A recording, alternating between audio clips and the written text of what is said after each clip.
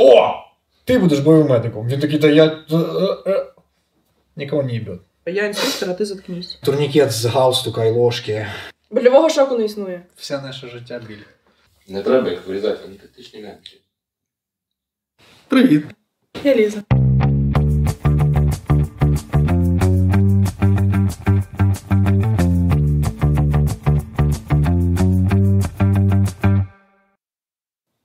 Що курс буде нецікавий.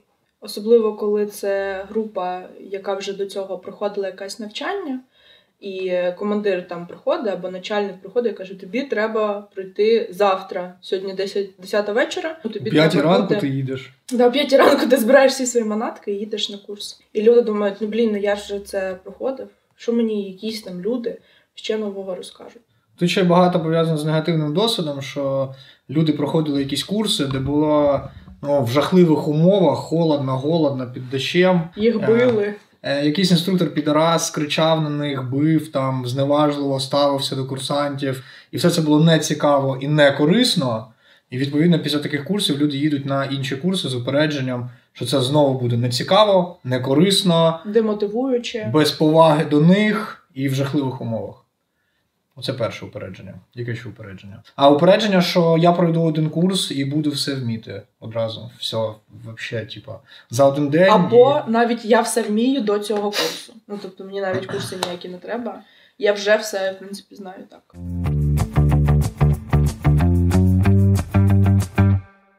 Скоріш за все, це будуть медики. Але, знову ж таки, все одно треба робити все на засадах поваги, рівності, і, там, якоїсь загальної етики, прав людини і так далі. По-друге, на посади, особливо на посади бойових медиків, інструкторів, командирів, треба ставити людей, котрі мотивовані це робити, і здатні це робити. Тому що дуже часто, от я особисто знаю багато історій, приходить людина в підрозділ, вона працювала там до війни фармацевтом. І кажуть, о, ти будеш бойовим медиком. Він такий, та я... Нікого не їбет, будеш бойовим медиком. Або там будеш інструктором. Завжди таки, дуже часто, хто буде інструктором? Ти. Все, ти інструктор. А людина, можливо, і не хоче, і не може.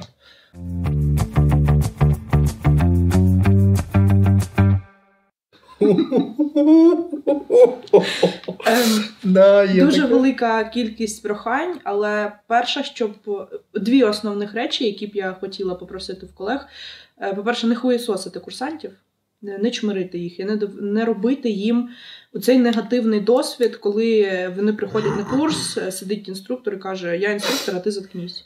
Це не має так працювати. Ви не вище ні по яким взагалі критеріям за людей, які до вас прийшли. І вони прийшли до вас навчитися. Чому не можна в нормальній обстановці там їм доносити інформацію? Це по-перше. По-друге, знати протоколи. Не просто я десь вважаю, чи я десь щось чув, чи мій досвід одного разу сказав мені про щось, і тепер я це буду нести в маси. Ви маєте керуватися не власним досвідом, тому що досвід може бути дуже різний. Маєте керуватися тим, що затверджено, і тим, що працює в найбільшій кількості випадків. Третє – матбаза. Ви, на жаль, не можете проводити тренінги, не маючи обладнання для цього. Знову ж таки, багато курсів, коли один турнікет на 10 людей. Це не можна говорити про якісне навчання. Коли там деякі речі розказуються просто на пальцях. Або там, я не знаю, турнікет з галстука і ложки, і цього кільця від ключів. Тобто має бути певна ціль вашого навчання, ви маєте бездоганно знати матеріали, які будете викладати, має бути певний кошторис, це проєкт, будь-яке навчання – це проєкт. Його треба планувати, розробляти, робити його якісно, а після цього закривати його, робити висновки, дебрифінги, для того, щоб покращити наступне навчання.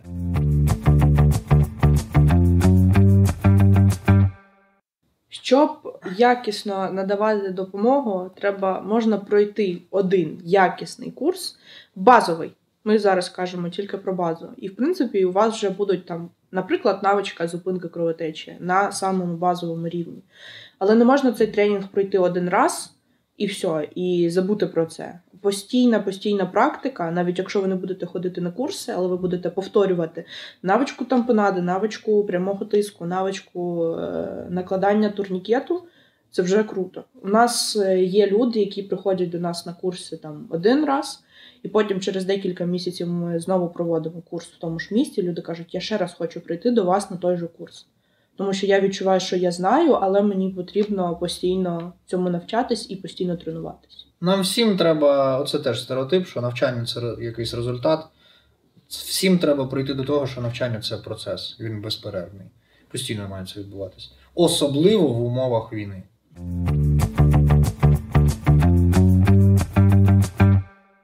Нічого. Альтернативні способи зупинки кровотечі. Тампонада рани і тиск, або пробувати робити безпосередньо прямий тиск на рану. Тому що пальоний турнікет, перше, він дає пораненому або пораненій, дає хибну надію на порятунок, людина витрачатиме час, намагатиметься його застосувати, і кровотеча може бути не зупинена. Друге, через неефективність цього турнікету з високою вірогідністю кровотеча може посилитись. Третє, з високою вірогідністю поганий неякісний турнікет призведе до додаткового травмування і в тому числі може призвести до ампутації, до травмування шкіри, він буде нестерпно болючий, скоріш за все, тому краще не використовувати їх взагалі. Але це не те, що краще нічого. Краще просто замінити не турнікет, використати там із говна і палок, або китайський, а просто використати просто прямий тиск, або тампонаду з прямим тиском, як вже сказав Сава. Або купити собі нормальний турнікет. І не дрочіть мозги. Я обожнюю цю історію про те, що турнікет-кет – це дорого. І це просто платять за бренд. Ну, ти просто платиш за те, щоб у тебе був турнікет-кет. Я завжди відповідаю прикладами з життя. Турнікет-кет коштує $30. І я прошу всіх людей згадати, скільки коштує їх смартфон, скільки коштує їх телевізор, скільки вони витрачають грошей. Ну, скільки вони витратили грошей там на останній Новий рік, скільки коштує їх там відпочинок. Айкас, до речі, курілочка, стіки. Одноразка коштує 300, 400, 500. Ну, турнікет як 2,5 одноразки. Чи дорого це?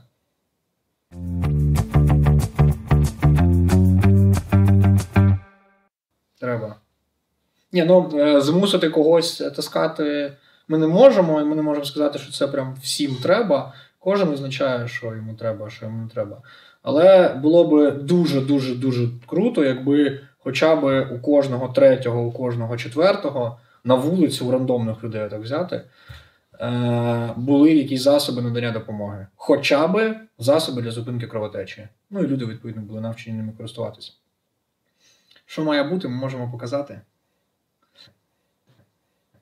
В першу чергу має значення те, чи вмієте ви цим користуватись. Тому що, в принципі, в деяких випадках навчена людина може надати там певну невідкладну допомогу і не маючи нічого. Наприклад, там маючи тільки рукавички. Рукавички, в принципі, must have взагалі для всіх, можна їх носити, вони там займають місця. Трішечки. І ви вже можете надати допомогу. Займають місце, наприклад, от стільки, точно менше, ніж павербанк, одноразка, гаманець. Що ще може бути? Значить, для зупинки кровотечі. Якщо ми говоримо про умови бойових дій, то, в принципі, не так багато місця займає турнікет. Важить, я не знаю, грамів 100. Знову ж таки, якщо порівнювати з... Що люди носять у нас часто дуже? Жінки носять в сумці в своїй... Розчос. Дуже багато всього. Да. Гребінці всякі, розчіски, павербанк той же. Ця штука займає менше місця. І важить значно менше.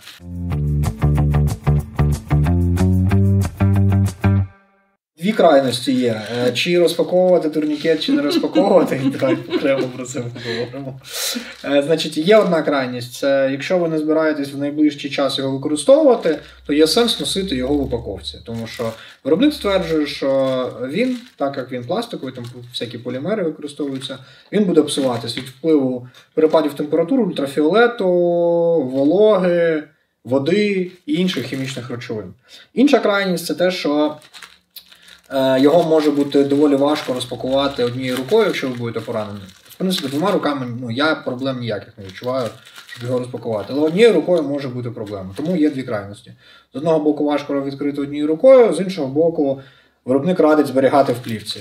Як робити? Ті турнікети, які ви плануєте в найближчий час використати, або там ви знаходитесь десь в небезпечній зоні, краще розпакувати і тримати розпакованими для швидшого доступу, але при цьому зберігати без доступу вологи, води, пилу, бруду, там, бензину і ультрафіолету і перепадів температури.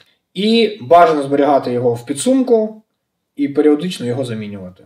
Знову ж таки, це полімерна річ, будь-який пластик, він з часом змінює свою властивість. Якщо ви хочете не тримати в упаковці, десь там хтось вам сказав, що треба діставати, ви можете це робити. Головне, стежте за тим, що ваш турнікет з постійною періодичністю буде замінюватися на новий. А цей ви можете використовувати як тренувальний або віддавати своїм знайомим інструкторам, якщо ви не інструктор, для того, щоб тренуватися. До речі, я знаю дуже багато інструкторів. Я питаю у них, а ви навчили своїх мам, пап, дітей, дружин, дівчат, коханок або коханців? І вони такі, а що треба було?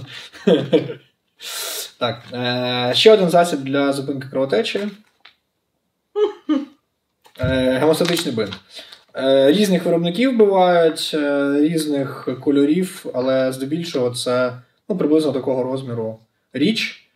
Невелика, вакуумно спресована, але штука, яка дозволяє зупинити кровотечу. Вона займає багато місця, знову ж таки, скільки? Не знаю, менше, ніж будь-який телефон. І важить. Ще одна річ для контролю кровотечі – це бандаж. В принципі, в цивільних умовах ми можемо затампонувати рану і тиснути до прибуття швидкої. Скоріш за все. Але в певних умовах, якщо нам треба замінити свій тиск руками на бандаж, це можна зробити, замінивши на бандаж. Це 6-дюймовий бандаж, є трошки менший, 4-дюймовий. Знову ж таки, не так багато він займає місця, щоб його не носити. Це ми проговорили про засоби контролю кровотечі. Так, ще можуть бути ножиці. Вони, в принципі, є такі доволі маленькі. Для того, щоб отримати швидко доступ до поранення, зрізати одяг чи якісь елементи екіпи. Я різала ремені шкіряні. Маркер. Для того, щоб записати час накладання турнікету або там внести якусь інформацію в картку пораненого, якщо ви використовуєте картку пораненого. Для забезпечення прохідності дихальних шляхів, в принципі, можна нічого не використовувати, але якщо навчені і є така необхідність, можна, в принципі, в аптечці тримати назофарингеальний повітряпровід. Він є в аптечках військових, і якщо ми говоримо про індивідуальну аптечку, то там кожен військовослужбовець має мати назофарингеальний повітряпровід власного розміру. Якщо ми говоримо про цивільну аптечку, і ви будете надавати допомогу комусь незнайомим людям, навряд ви будете мати назофарингеальні трубки різних розмірів, але, можливо, хтось і заморочиться. Але загалом в цивільних умовах можна забезпечити прохідність дихальних шляхів іншими способами. Перевернувши людину на бік, наприклад, або висуваючи щелепу. Знову ж таки, треба цьому навчитися. Оклюзійна або клапанна наліпка для поранень грудної клітки. Поранення грудної клітки можуть бути і в цивільних умовах, і в військових умовах. Там непоодинокі випадки ножових всяких поранень, ДТП. Що ще може бути? Може бути, в принципі, і стрілянина, особливо, якщо ви займаєтесь стрілецькими видами спорту. Уламкові ураження грудної клітки також зараз для цивільних це досить поширено. Так. Засоби для попередження гіпотермії. Це така туристична і мініатюрна термоковдра. Вона в певному обсязі буде допомагати зберегти тепло постраждалого. Звісно, краще мати більше засобів для забезпечення гіпотермії, але це один з варіантів, який може бути в аптечці, знову ж таки, не займає багато місця і коштує копійки.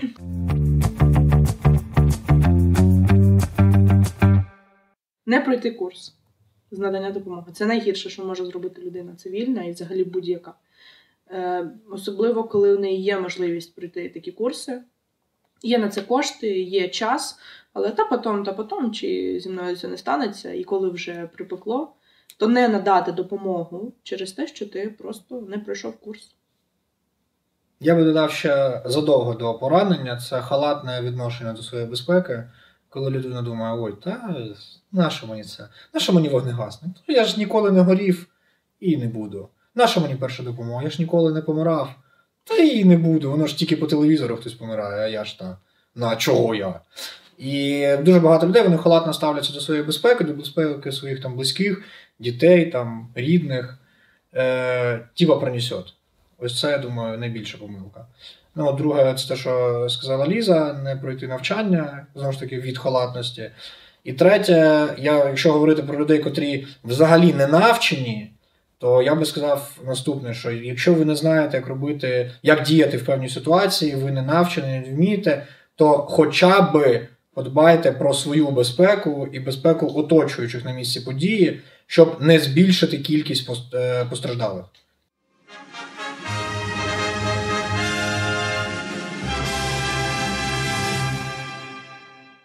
Россияне, я обращаюсь к вам. Вам нужно тампонировать ранение только женскими тампонами и желательно на 3 капельки. Туда влезет больше и будет, эффект лучше.